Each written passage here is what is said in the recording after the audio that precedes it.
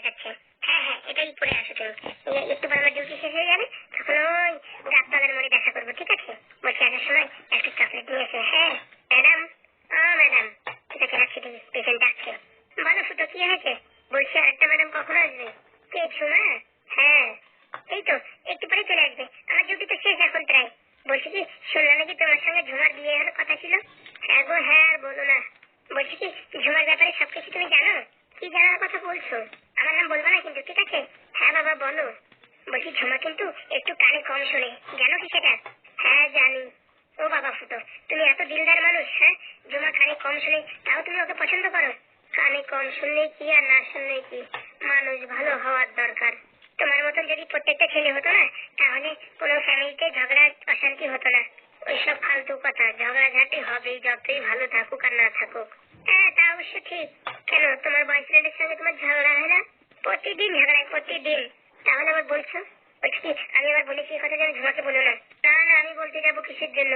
বলছি কি, আমার ছুটিটা কবে হবে শুনি? এই তো স্যার বলেছে তোমার ছুটি আজকে করে দেবে। হ্যাঁ, আজকে করে দিলেই ভালো। এখানে আর ভালো লাগছে না, কত থাকবো বলো?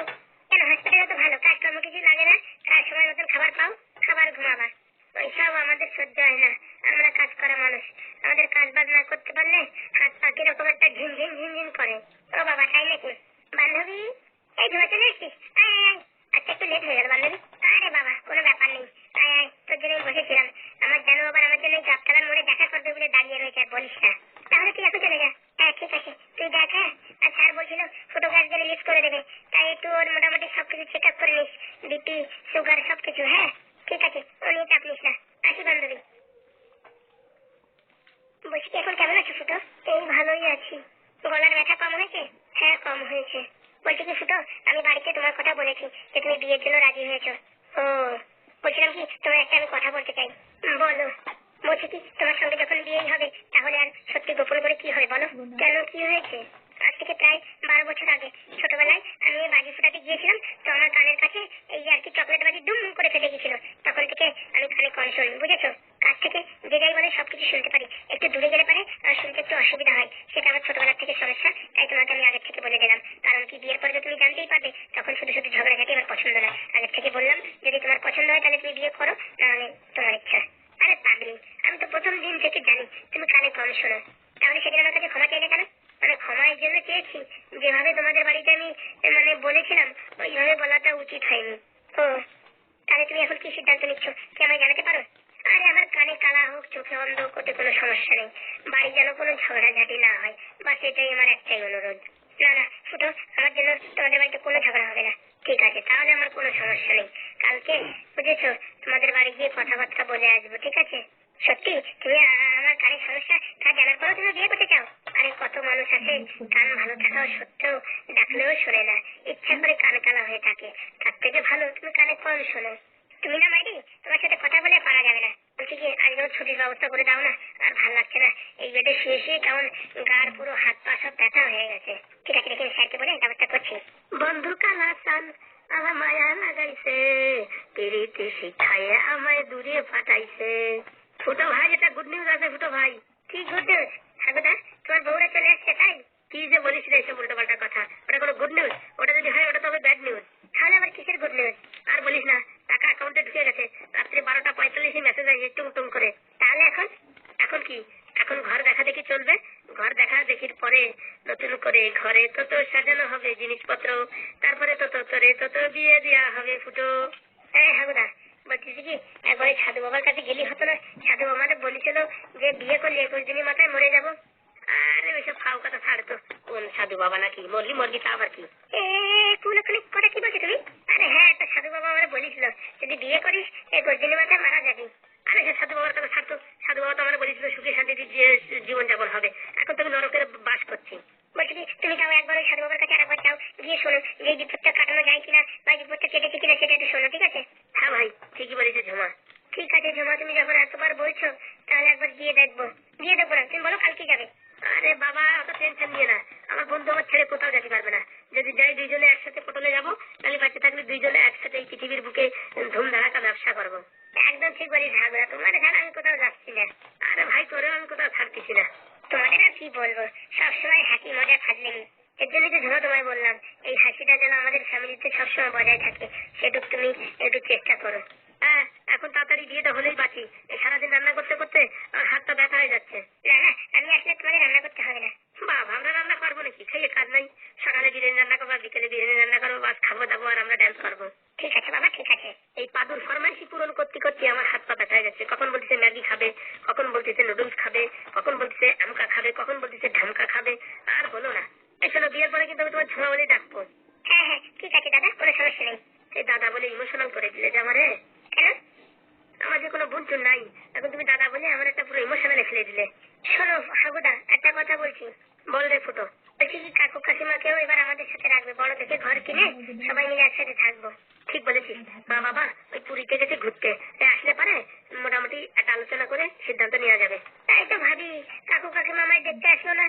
আরে ওটা জানেই না তোর এরকম অবস্থা। ওটা পুরীতে আছে, এই কাল পরশু ফিরবে হয়তো। ঠিক আছে ঠিক আছে, সবাই মিলে এবার এক বাড়িতে আমরা বসবাস করবো, খুব মজা হবে। দেখে আমি ছেলের কাছ থেকে একটু ঘুরে আসি। হ্যাঁ, তোমরা কথা বলতে থাকো। বলছি কি ঠাকুরদা, বিয়ে করে কোনো ভুল করছি না তো?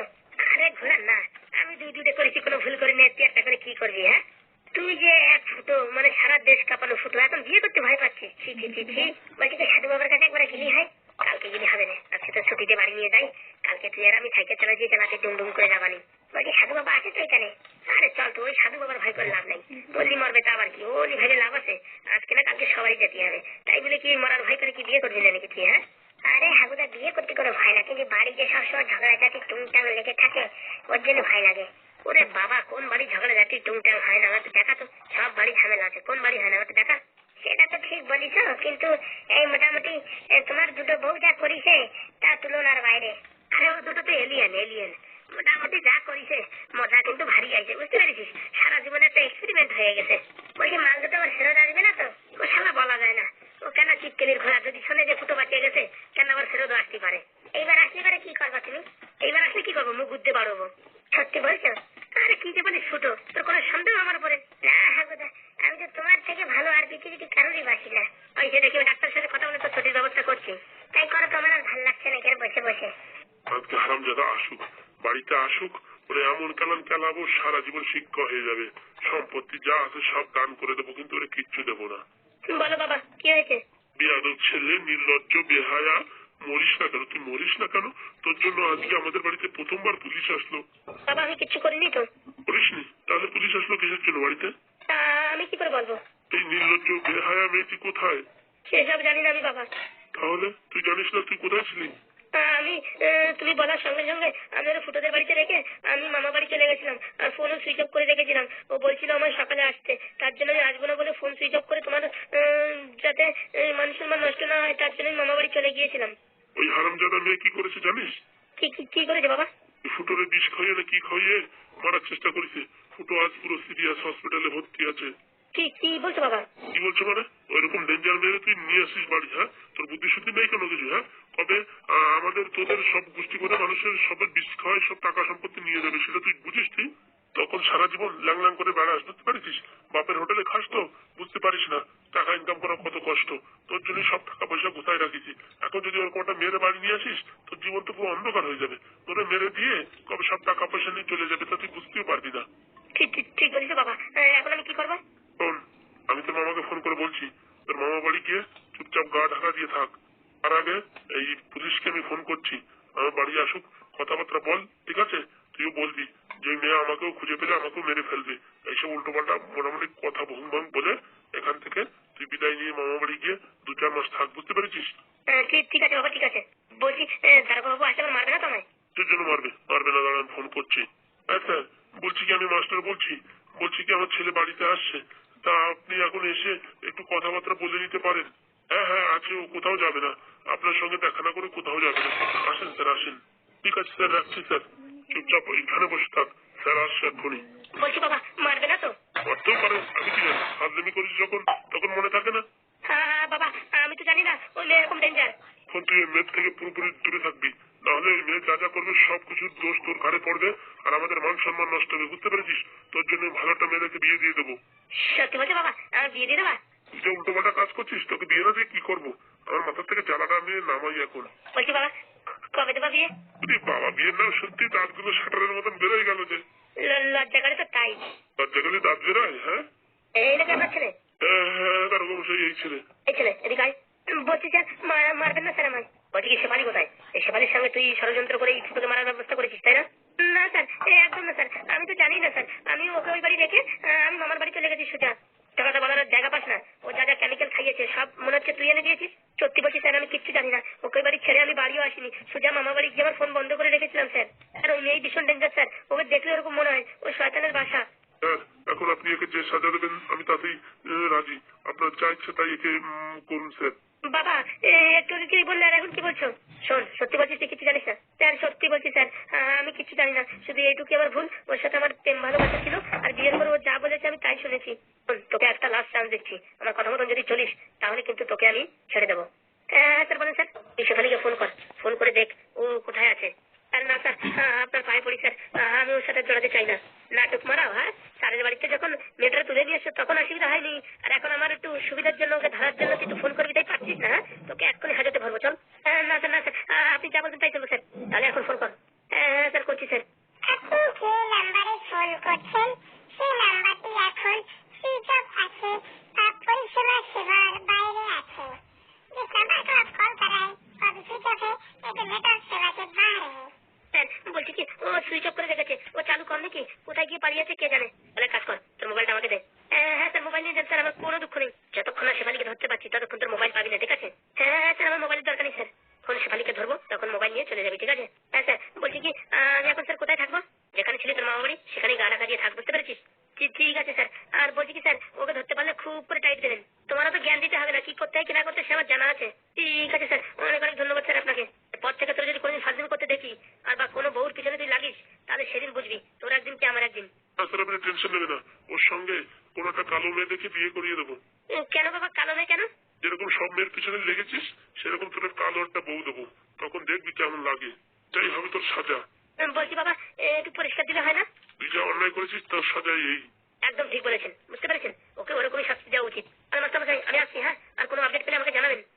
অবশ্যই স্যার, অবশ্যই। বলছি কি স্যার, একটু বসে চা খেয়ে যেতেন? এখন আমার চা খাওয়ার সময় নেই, এখন শেফালিকে ধরার জন্য আমি পুরো একদম আমার সেনাবাহিনী লাগিয়ে দিয়েছি। ঠিক আছে স্যার, যদি এই অভাবের কোনো দরকার হয় স্যার ফোন করবেন। অবশ্যই। আর ছেলেটাকে সুরক্ষিত জায়গায় রাখো। হ্যাঁ স্যার, হ্যাঁ স্যার। শেফালি কোথায় যাবি? তোর ফোন সুইচ অন হয়েছে কি? তোকে ট্র্যাক করে নিয়েছি, তুই কোথায় আছিস? ঘাড় ধরে টেনে নিয়ে আসবো। আমার সাথে ফাজলাম, হ্যাঁ? স্যার যা বললো এখনই চলে যা তোর মামা বাড়ি। আর মোটামুটি এদিকে আর আসার নাম করবি না, তোকে যখন ফোন করে ডাকবো তখনই আসবি, ঠিক আছে? হ্যাঁ হ্যাঁ বাবা, ঠিক আছে। কিন্তু বাবা এই কালো দেখে মেয়ের জন্য দেখে না, একটু পরিষ্কার দেখে দেখো। কথা না বলে এখান থেকে পালা, আমার মাথা গরম আছে এখনো। তোর মারিনি সেই ভালো। ঠিক আছে বাবা। ভালো করে কথা বলতে পারে না, বিয়ে করবো পরিষ্কার মেয়ে, কত শখ। বাবা তুই পরিষ্কার দেখে দেখো বাবা। তুই পালালি কিনা? শালা, আমি করেছি কালো মেয়ে বিয়ে আর তোর জন্য পরিষ্কার মেয়ে দেবানি? হ্যাঁ, খাই আমার কাজ নাই। বলছি কি দিদি, পিসি বলেছে কি এই রুমটাকে পরিষ্কার করে এখানে আমাদের থাকতে বলেছে। ঠিক এই রুমে থাকা যায়? শুধু পায়রার গু আর পায়রার গু, পুরো একদম নোংরা করে দিয়েছে ঘরটা। সিঁড়িতে যেটা পেয়েছে সেটাই অনেক। হ্যাঁ, সিঁড়িতে যেটা পেয়েছে সেটাই অনেক। বলছি কি ওখানে জানাশোনা কেউ আছে যেখানে ফোন করে জানা যাক যে এখন এই ফুটোর পরিস্থিতি কেমন, বেঁচে আছে না, ছেলেটা পটল তুলিছে? আমার তো মানে ফুটো মারা জিনিস না, ও মারে নাই। তুই যা খাওয়াইছিস কেমিক্যাল ফেমিক্যাল সব মানে ফুটো দিয়ে পড়ে গেছে। আমার তাই মনে হয় ফুটোরে মারা অত সোজা না। যদি না মরে তাহলে একটা কাজ করলে হয়। কি কাজ? আর এরকম উল্টো একটা প্ল্যান দিস না যে ঘর ছেড়ে পালাতে হবে, ছেলে পালাতে হবে। তোর কথা শুনে আমি রাত্রিবেলা মাথা ঠিক থাকলে পট করে কি না কি খাওয়াই দিছি। এখন দেখ, এখন ঘর ছাড়া ভিসারির মতন এদিক দিয়ে ঘুরে বেড়াচ্ছি। আগে কমসে কম ঘর তো ছিল। না পাচ্ছি বাড়ি যেতে, না পাচ্ছি ঘরে যেতে, না পাচ্ছি কিছু করতে, মানে একদম চুপচাপ মানে বিড়ালের মতন পলায় থাকতে হচ্ছে। বলছি কি আমার কাছে একটা বুদ্ধি আছে। কি বুদ্ধি শুনি? না কোনো ফাজলামি বুদ্ধি দেবে না, ভালো বুদ্ধি বল, না বলার দরকার নেই। বলতেছি আমরা যে ফুটোরে মারিছি তার তো কোনো প্রমাণ নেই। ওই চম্পা শুনেছিল, যা শুনেছিল তাই। আরে ওইসব চম্পা ফম্পার কাজে কোথায় কোনো মানে হবে না, তাই তো?